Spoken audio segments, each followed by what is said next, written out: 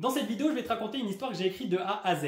Personnellement, je la trouve extrêmement passionnante. J'ai passé beaucoup de temps à l'écriture et je trouvais toujours des nouvelles idées. J'ai trouvé ça vraiment trop cool à faire comme vidéo. Il y a juste un problème, un bémol, c'est que j'ai décidé d'acheter une tablette graphique pour animer mon histoire. Le problème, c'est qu'avant de faire cette vidéo, j'avais jamais dessiné. Donc vous allez voir, mes dessins sont vraiment pas dingues, mais au moins tout est fait par moi. Il n'y a rien qui est pris sur internet comme par rapport à la première vidéo. Bon, j'avoue, je mens. Il y a quelques trucs qui sont pris sur internet parce que c'était trop long en fait. Cette vidéo m'a pris presque 50 heures à faire. Enfin, c'est vraiment un travail monstre. Dernier point avant de te laisser savourer pleinement la vidéo, c'est que je vais t'inviter à la regarder en entier. Simplement parce que dans les premières minutes, j'explique l'univers.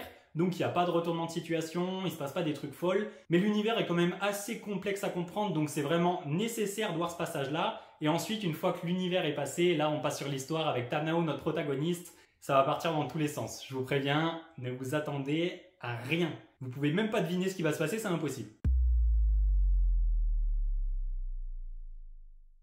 Tout d'abord, avant de vous raconter l'histoire de Tanao, notre protagoniste, je me dois de vous expliquer comment la vie se passe dans ce monde qui est bien différent du nôtre. Dans ce monde, chaque organisme vivant, qu'il soit végétal, animal ou bien humain, fait apparaître au moment de sa mort une magnifique perle. Dans ce monde, on la surnomme l'or blanc. Cette perle marche de deux façons. Lorsqu'un être végétal ou animal tue un autre être vivant, quel qu'il soit, la puissance de sa propre perle ainsi que sa valeur augmente, ce qui va le rendre plus agile, rapide, fort, intelligent, etc. Lorsqu'un humain tue un être vivant, quel qu'il soit, il obtient une capacité unique. Plus la valeur de la perle appartenant à l'être fraîchement tué est élevée, plus la capacité sera puissante. Les humains vont donc privilégier la qualité pour avoir une compétence puissante, tandis que les bêtes privilégient la quantité pour augmenter la valeur de leur perle et donc leur capacité physique et intellectuelle. Les bêtes obtiennent aussi une capacité unique lorsqu'elles atteignent une valeur dépassant les 10 000. Il existe deux règles importantes chez les humains que tout le monde connaît.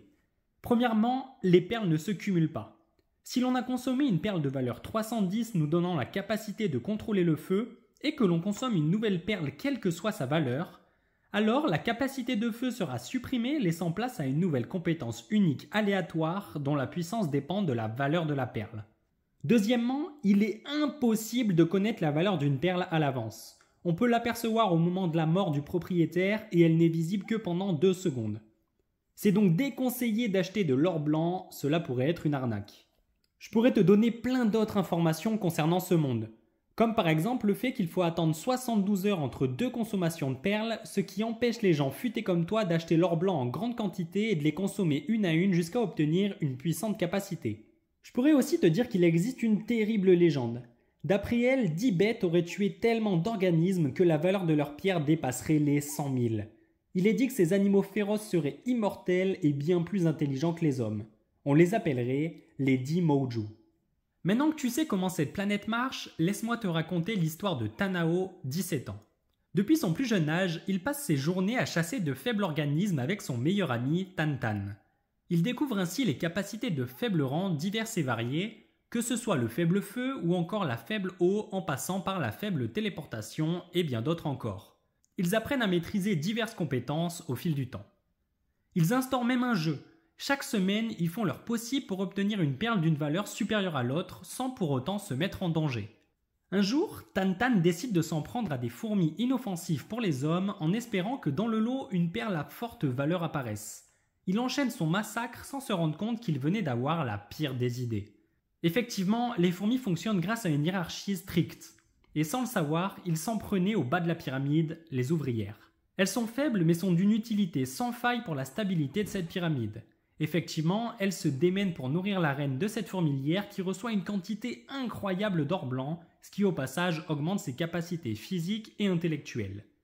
Voyant qu'aucune perle avec une valeur satisfaisante à ses yeux apparaît malgré tous les cadavres sur le sol, Tantan décide de partir à la recherche d'autres proies pour gagner le jeu qu'il avait instauré avec Tanao. Cependant, l'information sur la mort des ouvrières se transmet au sein de la fourmilière, allant jusqu'aux oreilles de la reine, et la souveraine s'inquiète et sort de son antre. Elle découvre le carnage et son visage se remplit de haine et de colère, mais il exprime également à ce moment-là de la peur. Elle n'avait pas peur du bourreau qui a tué ses fidèles, non. Ce dont elle avait peur, c'était de ses supérieurs hiérarchiques. Parce que certes, c'était la reine de cette fourmilière, mais c'était loin d'être la reine des fourmis. Effectivement, chaque fourmilière possède une reine qui collecte l'or blanc. Seulement, il existe une fourmi spéciale appelée collecteur qui vient récupérer 95% du butin chaque fin de mois afin de les amener auprès d'une des 3 impératrices. Elles sont toutes 3 très puissantes, mais il existe encore une fourmi supérieure à elles. Et il s'agit d'un des 10 monstres de la légende, Oxform, le Moju. C'est grâce à ce système de pyramide et de collecte qu'un nombre incroyable de perles vient à elle, lui permettant de faire partie des 10 Moju. Information historique. Un autre Moju fonctionne avec un système similaire de pyramide hiérarchique et de collecte. Il s'agit du Moju Bisboom qui contrôle l'entièreté des abeilles de la région. Toutes deux sont reconnues comme étant l'être supérieur de leur race et en échange de l'or blanc fourni par leurs fidèles, ils se doivent de les protéger. C'est pour ça que malgré lui, Tantan avait commis une terrible erreur. Il venait sans s'en rendre compte de provoquer l'un des 10 monstres surpuissants de ce monde. Retour sur notre histoire. La semaine s'achève avec la victoire de Tanao qui a réussi à tuer un gobelin lui rapportant une perle de valeur 226. C'est son nouveau record. Tantan, lui, après son massacre, s'est rabattu sur un esprit de la forêt qui avait une perle de 174. Ils décident donc de consommer leur butin pour découvrir leur nouveau pouvoir. Tanao découvre un pouvoir bien utile malgré sa faible puissance. Il peut ouvrir la porte d'un autre monde qui lui appartient. Il peut donc s'y réfugier à tout moment et en sortir également à tout moment. Tantan, surexcité, sort l'or blanc de sa poche. Il dit en rigolant qu'il espère avoir le pouvoir de la résurrection pour ressusciter toutes les victimes qu'il a fait. La légende raconte qu'un des 10 Moju aurait cette capacité, alors pourquoi pas lui? Il approche la perle de sa bouche. Il est à 2 doigts de la manger, mais sans comprendre pourquoi, la perle s'éloigne de son visage et tombe au sol. Le jeune Tantan se sent un peu léger. Puis toujours sans comprendre pourquoi, lui aussi tombe au sol. Il aperçoit l'or blanc devant ses yeux, il la trouve magnifique. C'est la plus belle chose qu'il n'ait jamais vue. Et soudain, il entend des cris. C'est Tanao qui pleure, qui hurle à s'en casser la voix. Sans qu'il ne puisse rien faire, ses yeux se ferment peu à peu. Sûrement la fatigue. Puis il voit son ami en train de jurer sur ce qu'il a de plus cher au monde qu'il vengera sa mort. Venger sa mort? Comment ça, la mort? Toute la scène vue par ses yeux ne reflète pas la réalité. Les yeux de Tanao ont vu quelque chose de bien plus terrifiant. La perle n'est pas tombée seule à terre. Elle était accompagnée par le bras de Tantan qui venait d'être tranché. D'ailleurs, Tantan n'est pas tombé de tout son corps. Seule sa tête qui venait également d'être coupée toucha le sol. Pour le reste, vous l'aurez compris, les cris provenant de Tanao sont remplis de haine envers l'un des 10 Moju, Oxform, qui venait de tuer sous ses yeux son ami. Et il jura de le venger, de tout faire pour tuer le dieu des fourmis. Il jura également qu'il le ressusciterait en tuant un autre Moju qui détient le pouvoir divin de résurrection. C'est les derniers mots que Tantan entendit avant de fermer définitivement ses yeux. Tanao, conscient du gouffre de puissance entre lui et Oxform, se réfugie dans son monde, fermant la porte derrière lui. 3 jours plus tard. Assoiffé, affamé, rempli de haine et avide de puissance, le jeune Tanao sort de son monde pour commencer sa vengeance. Il fait ses premiers pas pour retourner dans son village avant de s'écrouler à moitié mort au sol. C'est alors qu'une ombre arrive et enrobe tout son corps. Cette ombre serait-elle là depuis le début? Aurait-elle vu le massacre du Moju?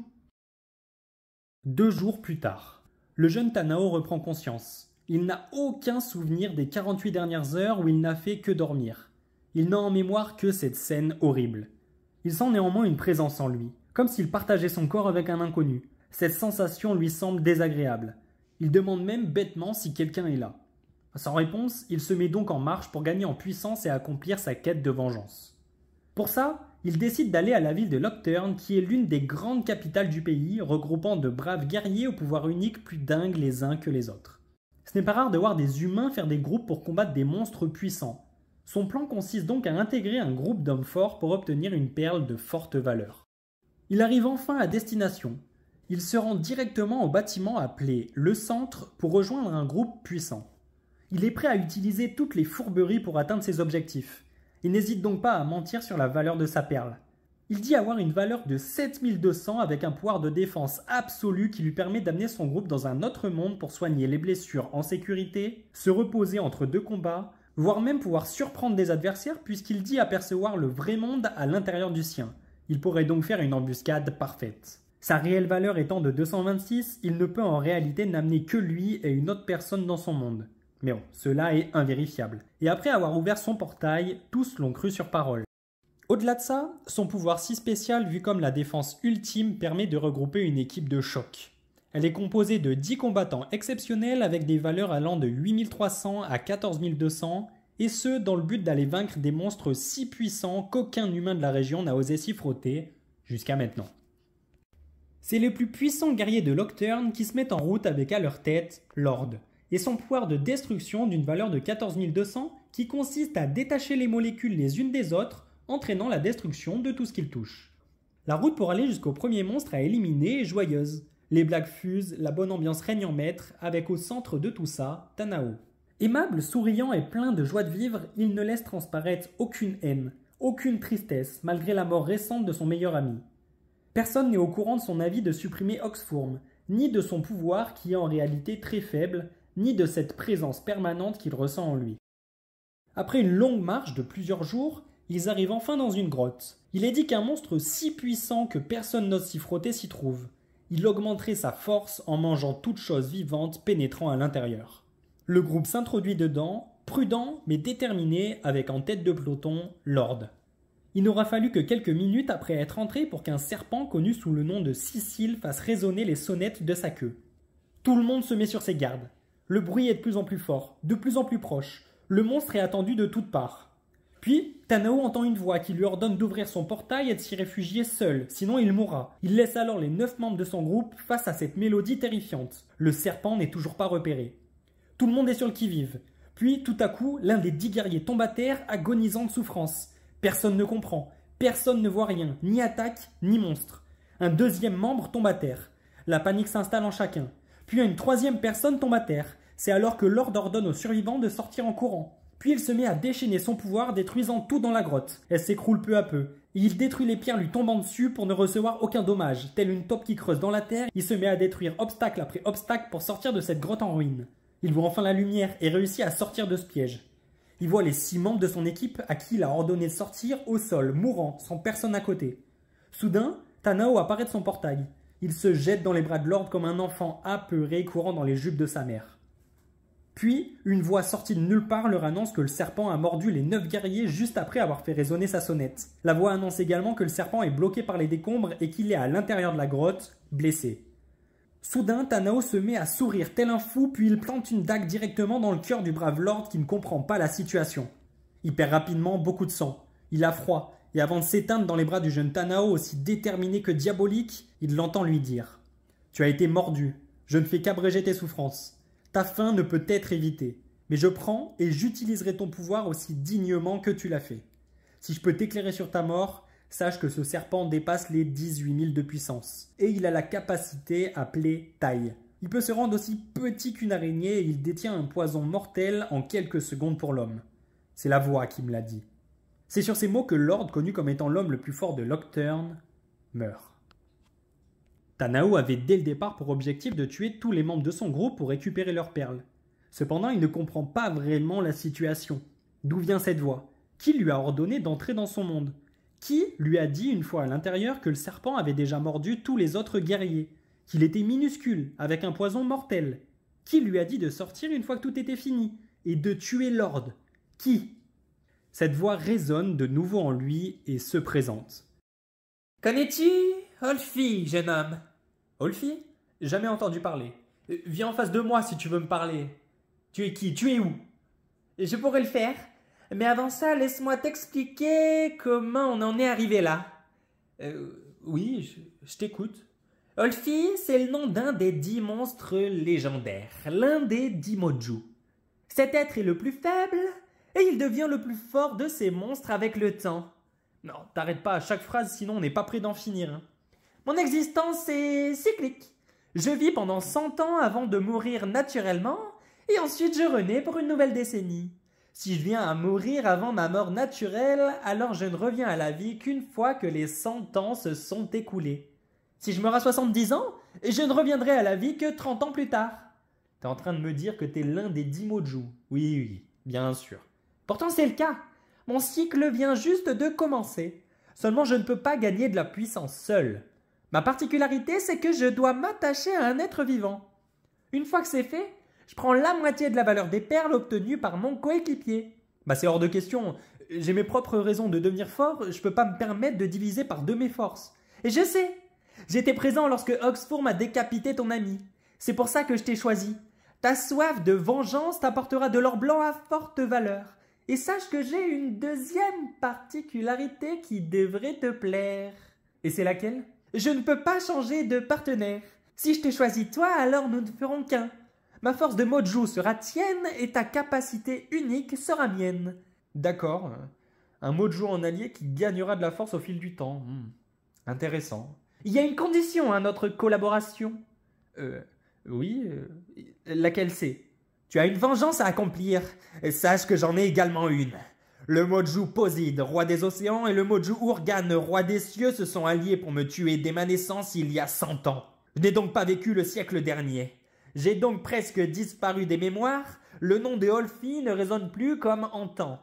Le roi des Mojo va leur faire payer. Une alliance venait de se faire entre Olfi, qui disparaît dans l'ombre de son compagnon, et Tanao, jeune humain prêt à tout, même tuer ses congénères pour devenir fort. Tous deux ont un objectif similaire. Ils doivent tuer 2 Mojo. Olfi doit tuer Urgan, roi des cieux, et Poseid, roi des océans, pour se venger de leur complot d'il y a 100 ans, tandis que Tanao doit tuer Oxfurm, le bourreau de son ami Tantan, et également le Mojo qui possède le pouvoir de réincarnation qui est connu sous le nom de Arbre-Monde.